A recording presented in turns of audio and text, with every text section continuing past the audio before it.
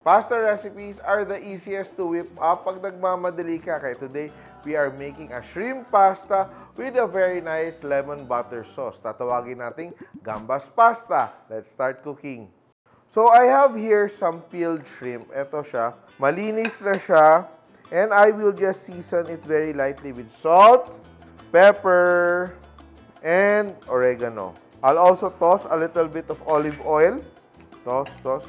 Let it sit for a minute or two. Heat up our pan and sear our shrimp. Yan. So, yung shrimp natin, yan. Sizzle. Let it sizzle right away. Hindi na natin nilagyan ng oil yung ating pan because we already dressed the shrimp in our olive oil and immediately ang bango niya. Very nice. So, we just want to sear our shrimp lightly, no? Not to overcook until it turned a nice bright orange color and all the shrimp flavor will stick to our pan. Diba? Ganun lang siya. Now, let it turn orange on both sides.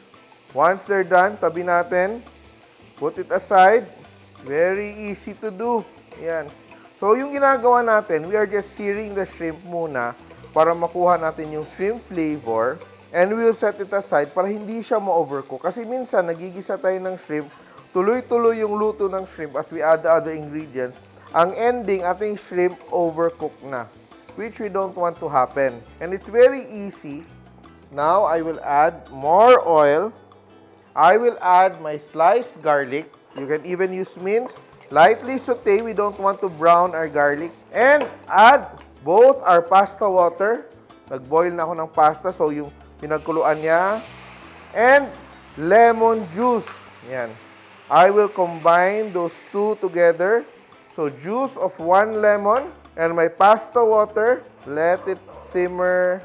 Yan, let it reduce a little bit with, of course, our shrimp flavor.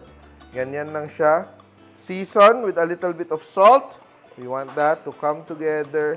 Let it reduce. So, instead of being dressed with just olive oil, ito siya, it is dressed in butter. Kaya, it's going to be so nice, so delicious. So, once our lemon juice and our pasta water have reduced, I will add my butter.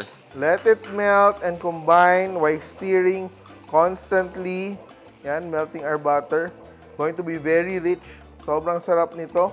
And now is the time we add in our pasta. So, I'm using Linguine.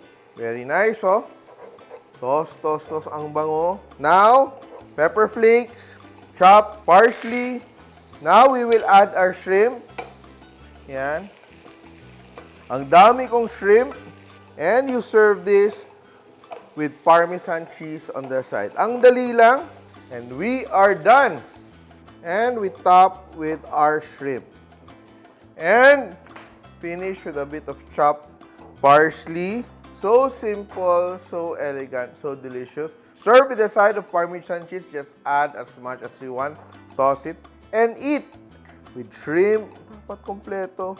So, ang ganda nito na recipe from the usual very creamy or very rich tomato sauces.